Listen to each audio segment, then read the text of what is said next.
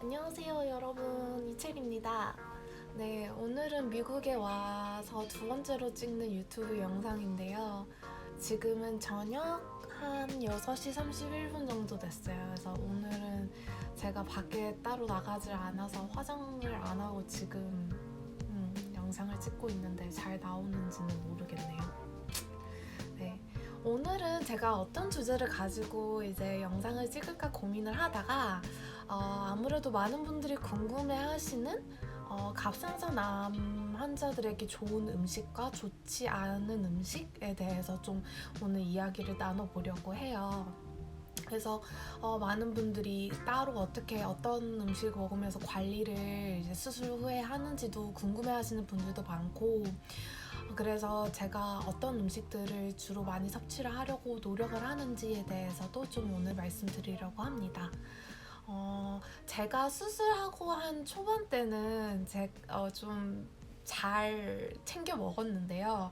이게 또 익숙해지다 보니까 잘 안 먹게 되더라고요. 또 제가 또 싫어하는 음식들이 다 몸에 좋은 음식이다 보니까 제가 좀 잘 안 챙겨 먹게 돼서 이 유튜브 영상을 찍으면서 방송을 좀 하게 되고 좀 더 많이 먹으려고 노력을 하겠습니다. 사람들마다 다 다르고 이제 뭐 다들 먹는 음식들이 다를 텐데 근데 이제 제가 개인적으로 이제 찾아서 먹는 음식에 대해서 좀 말씀을 드리자면, 첫 번째로 이거 광고하는 건 아니고요. 제가 진짜 좀 자주 시켜 먹는 게 있는데, 바로 제가 한살림에서 시켜 먹는 유기농 채소액이 있는데, 이게 굳이 한살림에서 시키지 않아도 그냥 유기농 채소액 같은 거를 좀 많이 음료 삼아 좀 드시는 것을 좀 권장을 드리려고 해요.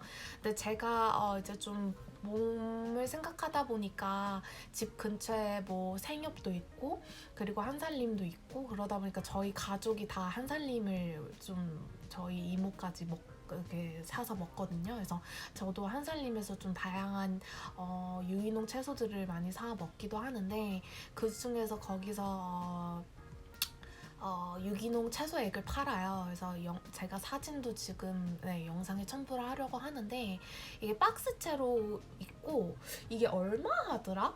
얼마 하는지도 제가 나중에 따로 영상에도 올려놓을게요. 그래서 그냥 좀 싼 금액은 아니어서 좀 건강을 생각하면서 좀 시켜 먹는 건데요.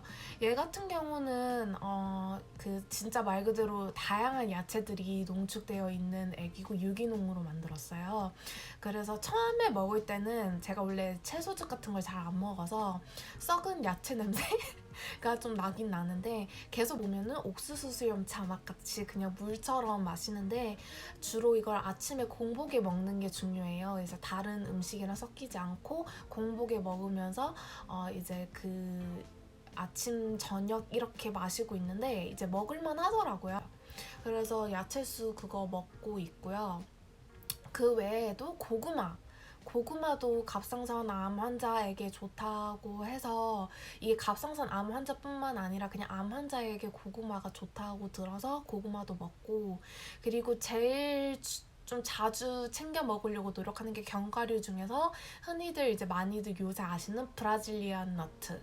브라질리안 너트는 블로그 같은 데 검색을 해도 갑상선 암 환자에게 좋은 음식 이렇게 검색을 해도 항상 나오는 이제 음식 재료가 바로 식재료가 브라질리안 너트입니다. 브라질리안 너트가 왜 그러면은 많이들 이제 추천을 하는지 제가 예전에 알아봤었는데, 셀레늄이라는 성분이 브라질 너트에 많이 들어있다고 해요. 그래서 셀레늄이 과연 무엇인가에 대해서 이제 좀 그때도 좀 알아봤었는데, 그래서 셀레늄 같은 경우는 이제 많이들 아시는 항산화 작용 때문에 셀레늄을 많이들 이제 들어있는 성분을 찾으세요.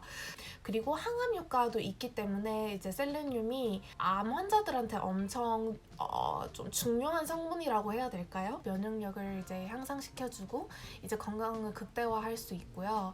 브라질 너트는 근데 하루에 2개 정도만 먹는 것을 추천드리고 2개 이상 먹으면은 또 몸에 안 좋다고 해요. 그게 또 브라질 너트도 너무 많이 먹으면은 그 기준치를 넘으면 건강에 또 오히려 좋지 않다고 해서 주로 2개 정도 이제 다들 많이 먹는 걸로 저도 알고 있어서 아침에 한 2-3알 정도 그냥 냉장고에 꺼내서 저는 그냥 먹어요.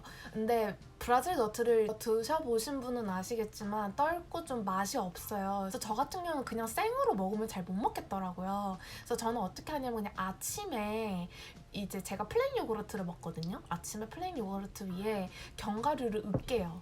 저는 그래서 으깨서 블루베리도 암 환자들한테 좋다고 하더라고요. 그래서 블루베리도 이제 넣어가지고 아사이베리 분말까지 같이 넣어서 아침을 좀 이렇게 섭취를 하는 편이에요. 그래서 이왕 나온 김에 또 말씀을 드리고 싶은 거는 아사이베리가 또 항산화 작용을 일으켜서 암 예방에 좋다고 합니다.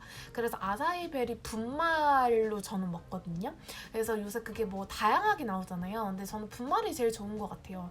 근데 물에 한번 타 먹어봤는데 물에 타 먹으면 좀 맛이 없어요. 그래서 어떻게 하냐면 저는 그냥 플레인 요구르트 위에 몇 숟가락 위에 얹혀서 섞어서 먹는데 딱히 그것도 그렇게 맛있는 맛은 아니에요.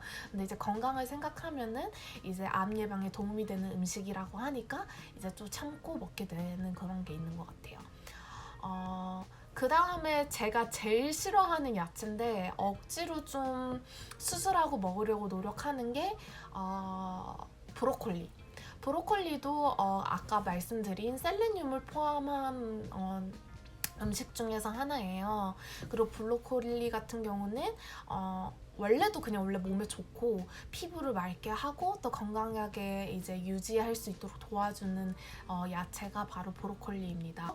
브로콜리 같은 경우도 요새 이제 많이 먹으려고 하고 갑상선 암 환자들한테도 좋다고 하고 그래서 브로콜리 같은 경우는 이제 집에서 한 번에 사서 그냥 데쳐가지고 작게 이제 분리해서 데쳐 먹고 근데 저 같은 경우는 좀 진짜 좀 브로콜리를 안 좋아해서 어떻게 먹냐면은 그냥 갈릭 솔트랑 마늘이랑 브로콜리랑 볶아서 좀 먹는 편이에요. 그러면 좀 더 맛있어요. 그래서 그렇게 먹고 있고요. 근데 제가 브로콜리를 하도 안 먹으니까 엄마가 미국에서 그 브로콜리를 농축해놓은 식품약도 팔더라고요. 그래서 진짜 초록색인데 그것도 이제 그냥 오히려 그렇게 먹는 게 더 편해서 왜냐면 제가 언제 또 브로콜리를 혼자 사가지고 잘라가지고 데쳐서 맨날 먹어요. 그래가지고는 오히려 저는 농축해놓은 그런 약이 더 효과적인 것 같더라고요. 그래서 그거 그냥 식품약처럼 그냥 먹으면 되니까 브로콜리도 셀레늄이 많이 들어있고 갑상선에 좋은 채소 중에서 하나입니다. 저는 이렇게 좀 챙겨 먹으려고 해요. 이 외에도 토마토도 뭐 좋다고 저는 들었고 견과류 중에서 피칸도 좋다고 들었고 뭔가 암 환자에게 좋다는 음식은 찾아서 먹으려고 노력은 하지만 다들 아시다시피 그런 음식들은 건강식품이다 보니까 맛도 없고 해서 제가 좀 잘 안 챙겨 먹는 경향이 있어서 좀 많이 노력하려고 하는 편이긴 해요.